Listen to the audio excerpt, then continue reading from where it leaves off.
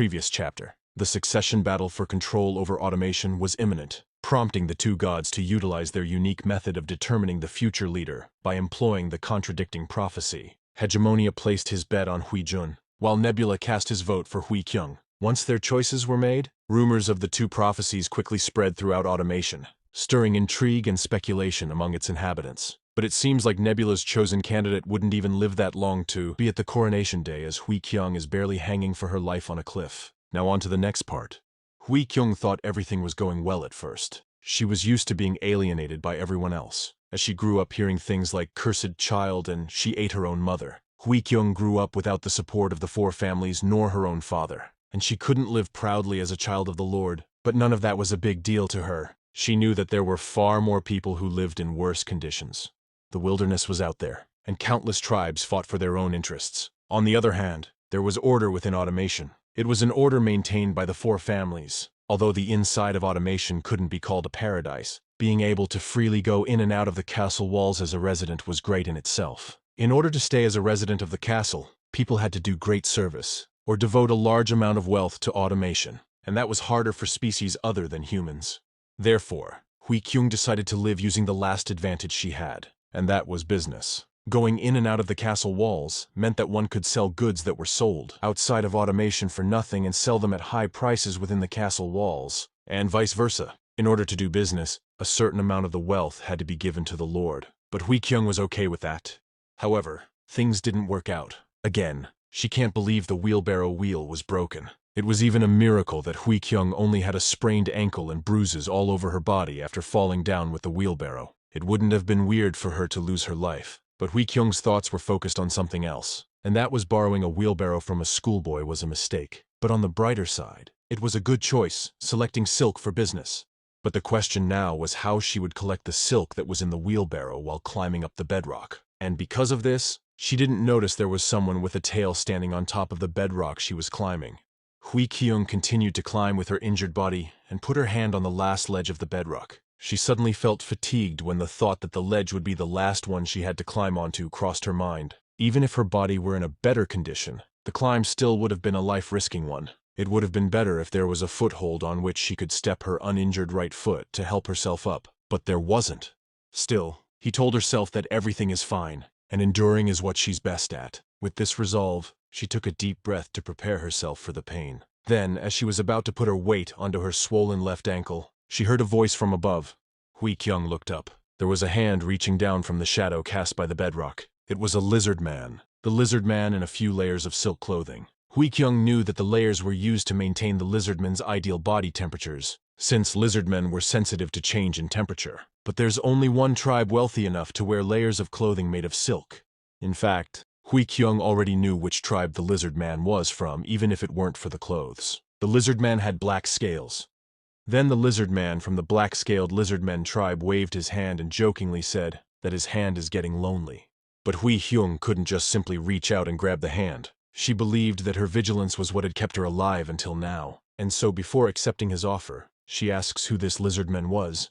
But the lizardman didn't answer her question, as he thinks it's a better idea for her to come up and have this conversation where he was standing on, rather than talking like this. And even though Hui Kyung didn't think the lizardman would be a vagrant robber, she had to keep in mind the possibility that the lizardman could be a troublesome writer, and so she made it clear that even if he helps her up, she doesn't have anything to give him. She is broke.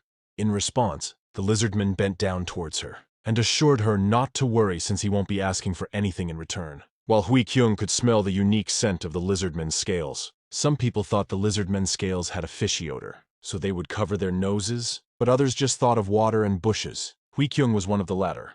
As Hui Kyung hesitated, the lizardman grabbed Hui Kyung's wrist and pulled her up, and while she was still reeling from the surprise, she found herself being lowered to the ground. With this, she realized why the lizardmen of the black-scaled lizardmen tribe are all called strong. While Hui Kyung was surprised, the lizardman was also puzzled. The lizardman looked back and forth between her and the road near the cliff, and he could see that this road is wide enough for a person to barely pass by. One side of the road is where a rockslide can happen at any time, and the other side is a valley with a several-meter drop. And so he asks Kyung if she was thinking of pushing a wheelbarrow full of stuff down this kind of road. If so, it's a relief that this is the extent of her injury. And now that she heard it from someone else's perspective, It was indeed a risky decision to make, but she still believes that there wouldn't have been any problems if it hadn't been for the broken wheel. To which the lizardman quickly countered that wheels can always break and cause trouble, so she should have kept that in mind. And given the current technological level, the lizardman had a point. But what happened had already happened, so there is no point in arguing what could have been. And so Kyung stood up and asks the lizardman's identity, which he immediately answered, introducing himself as Saren Mule, but she can ignore the mule part, as it was a name that was passed down, but neither he nor his father know what it means. It's not a common name used among the lizardmen, but his father wanted him to keep it. That's why he always introduced himself as Saren Mule, and Hui Kyung nodded. But now that was cleared up. The least she can do is say thank you since he did receive his help, and so she thanks him. But after Hui Kyung thanked Saren, she tried to limp past him and go on her way. But Siren blocked her, as he hadn't concluded his conversation with the fourth child, Hui Kyung. But when her name came out of Siren's mouth, she immediately reached for the obsidian knife hidden inside her outfit. Hui Kyung knew that her identity must not be revealed. Hui Seo, who took over automation after his mother, decided to lead automation in a different way after she was assassinated, and that way was to hide his identity. He only made his true identity known to members of the 4 trusted families in the castle. Hui Seo also wanted the identities of his children to be kept hidden, and his children had to follow his order. If they didn't put in enough effort to hide their identities, they wouldn't be qualified to become a successor, wouldn't get the attention of their father, and they could meet an untimely demise. Hui Kyung knew that black-scaled lizardmen were strong, but her obsidian knife was sharp, and it was long enough to pierce one's heart. She instinctively almost unsheathed her knife, but refrained from doing so at the moment. Hui Kyung thought that even if she ends up using her knife, she first needs to know how he knew her name. It won't matter that she uses her knife after she get information out of him. And it's certainly not because he helped her, but that was a lie that she told herself, as he was still his benefactor after all. In addition, Siren was showing both his palms to indicate that he had no intentions of getting into trouble. Saren then clarified to her that he came to look for her. He doesn't know who she is all that well, as RECAPS only told him her name, and Hui Kyung recalled the familiar name. It didn't take too long for her to recall who it was. Still, she asked Saren in a shaky voice if he was talking about RECAPS, the show-off hunter, Thunder Lizard, first chosen one, tribal chief of the black-scaled lizardmen tribe, the last boss of all the lizardmen. This was all fitting description of his tribal chief, but Saren calmly clarified to her that the title was excessive as they just call him chief, which made her somewhat calm down. But if Saren wasn't lying, knowing how RECAPS came to know Hui Kyung's name wouldn't matter. The black-scaled lizardmen would have done anything they could to find out. The next question was more important. Why did he ask him to find her? Unfortunately, Saren revealed that he doesn't know for sure either, but he does think he can explain to her part of the reason, and that this might be due to the 2 recent rumors spreading throughout automation recently. But because Kyung recently went far away to buy silk, she doesn't have a single clue on what the rumors are all about. In response, Saren told her the 2 rumors. One is that the 2nd child of the Lord will become the next Lord of Automation, and the other is that the 4th child will become the next Lord of Automation. Hui Kyung frowned for a moment, and then told Saren that they're just false rumors, and he may not understand, because he is not human, and he doesn't live in automation. But fighting doesn't necessarily mean fighting with knives. Those rumors are a part of the fight between her siblings, who are trying to become the next Lord of Automation. She is not sure why, but it seems that she and her 2nd brother have gotten dragged into a rumor, and she can bet that there is someone who will benefit from this. In reality, Hui Kyung did know well about the successor fight, but there was no reason to explain it to a lizard man she didn't even know. But one thing's for sure, her 1st brother and older sister aren't the type to spread false rumors. It's unlikely they did it. So the only culprit now is that it may have been her 2nd brother or her younger sister, and her younger sister is a feeble person, so she wouldn't have been able to resist the urge to benefit from a false rumor. But she wouldn't really benefit from this kind of rumor. It's likely that her 2nd brother was behind it. He always enjoys making things up behind people's backs. He probably wanted to make himself a victim of a false rumor, but thought he would get too much attention brought only to himself, so he got her involved. How childish. But still, those rumors have nothing to do with her, or a lizard man like him for that matter. So why don't he just admit it that the black-scaled lizardmen tribe sent him to get information about automation, as it seems like they somehow found out she is one of the Lord's children. But it seems like their info is quite lacking, because there's nothing they can get out of her, as she is just an outcast, and it would have been better to look into other siblings instead of her. And as Hui Kyung finished her spiel, she examined Saren's attitude, and since she had gotten what she needed to know from the lizardman had to die. Hui Kyung tightly grabbed the hilt of the knife, even though Saren was just standing still. There didn't seem to be a place where Hui Kyung could properly stab him. And because of the height difference, Hui Kyung thought she wouldn't be able to get him. Being strong also meant being fast. Hui Kyung already knew that there was a higher chance of failure than the chance of success if she were to attack the lizardmen. And even if she succeeds, then she would be subject to the ire of the black-scaled lizardman tribe that she had heard rumors about. However, she also couldn't just send Saren away. If word spread that she let an outsider go, she would die anyway. She had a sibling who died for that. So rather than living with father's disappointment, it would be better to experience the anger of a lizardman. So it was settled. But even before she could make a move, Siren then told Kyung that she may have misunderstood something. Looking for her was Rakrak's first command. He needs to carry out the second command as well, and it was to protect her. This immediately surprised Hui Kyung, as she felt an uncomfortable feeling somewhere in her heart. It was a feeling she had been ignoring for a long time because others had ignored her. It was strange, and because she hadn't felt it in a long time, she couldn't put a name to it. Still, she questioned why her heart becomes soft for this lizard man she met only a moment ago, just because he said such words. But it was inevitable that she would feel that way. As far as Hui Kyung could remember, no one had ever offered to protect her. Her tight grasp around the hilt of her knife had already loosened. Hui Kyung had no intention to stab the one who said he would protect her. She always thought that she was a strict person, but people who remembered her thought of her as a person who became weak when it came to affection. Saren didn't know much about human emotions. Therefore, he calmly told Hui Kyung the reason he was sent to protect her, and that is all because of the prophecy, and she might think all of it is just a false rumor. But her siblings won't think so. Neither would the other families. The succession ceremony for automation is approaching. Everyone is paying attention to the big change that will happen. Therefore, people will react sensitively to even the smallest rumors, and they will want to reduce unnecessary variables. Given the circumstances, the weakest ones are the ones who are eliminated first. Hui Kyung collected herself while Siren was talking. Even if she agrees with all that he just said, she can protect herself. So she told him to go back where he came from, and she has no reason to receive help from the black-scaled lizardmen tribe. And like she mentioned before, she doesn't have anything to offer. But Siren was persistent, and he can't just go back now. He had already received commands from the tribal chief to protect no other sibling but the fourth child, and just like he had told her, neither he nor his tribal chief want anything from her. Hui Kyung sighed. She didn't think that using logic would make the lizard man go away, so she would have to use emotions. Hui Kyung let go of her knife and walked towards Siren, and lift her bangs. There was a pair of cylindrical bumps on her forehead. The cross-section was so rough that anyone with a keen eye could see that they were cut by hands. It's a horn. Well, parts where there used to be horns, to be exact. This is a curse, so she cut them whenever they grow long.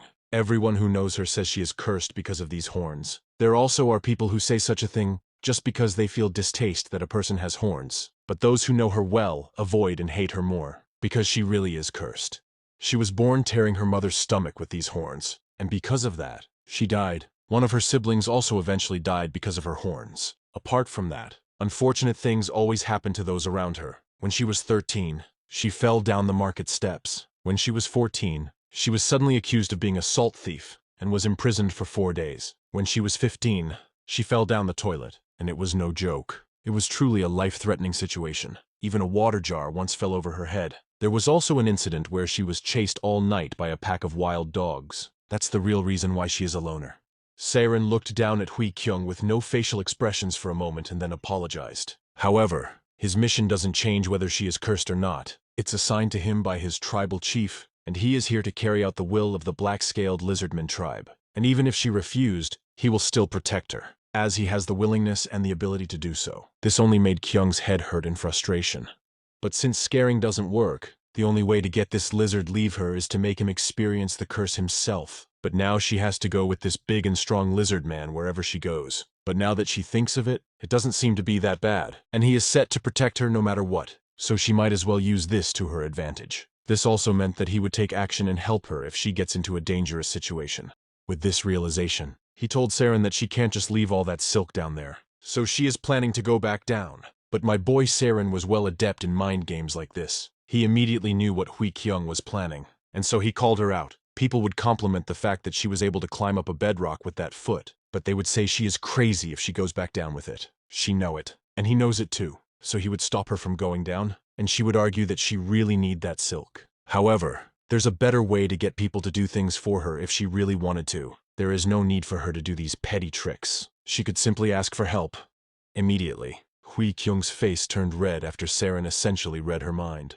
Hui Kyung lowered her head, slowly walked back to where she was before, and leaned back against the cliff, and asked Saren kindly to help her retrieve the silk. And seeing that they are at the same page, Saren gladly helped Kyung retrieve the silk. A few moments later, Saren was now carrying all the silk that Kyung had purchased, while Kyung can now walk the terrain without much trouble as her injured leg was now patched up. And as they continued their journey towards the automation, there was a question that kept lingering in her mind, and so she asked Saren right away, inquiring how did he know she was here. She questioned how he discovered her location, and he revealed he had inquired about her using the alias Mangji, a name he felt was fitting for her. Which Kyung agreed, but she doubts an information about her would have been so easily given. Her human relations are pretty bad, but she is confident that her business partners wouldn't have sold her that easily. Which made Saren chuckle, because everyone he had asked told him everything once he gave them a pocket of salt. They even told him that she had been planning on doing silk business for some time now, that they didn't know where she would find silk since the rainy season was coming soon, and that they wondered how she would bring enough silk by herself to make profit. They also told him that she borrowed a wheelbarrow from them to start her silk business, but since she hadn't come back, they thought that they were scammed, and she had disappeared through the back gate of the castle, and so on. And based on this, she may have lost too much trust with her business partners aside from her other human relations. Meanwhile, Hui Kyung couldn't raise her head, as her face was red all the way to her ears.